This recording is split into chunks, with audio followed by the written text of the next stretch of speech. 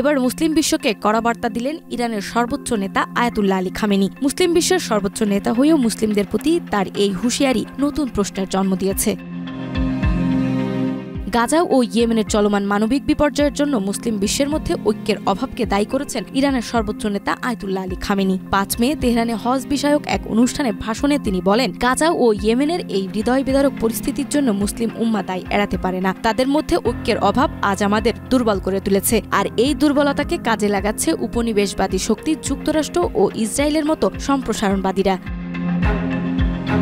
Khamenei হজকে শুধু একটি ধর্মীয় আচার নয়, বরং একটি গভীর রাজনৈতিক ও মানবিক কর্মসূচি হিসেবে বর্ণনা করে বলেন, হজ এমন এক সমাবেশ যেখানে মুসলিমরা ভাষা, জাতি ও বর্ণ পার্থক্য ভুলে একত্রিত হয়। শেকড় থেকে শিখরে। যদি এই ঐক্য বাস্তব জীবনে প্রতিফলিত হতো, তবে গাজা ও ইয়েমেনে এত প্রাণহানি হতো না।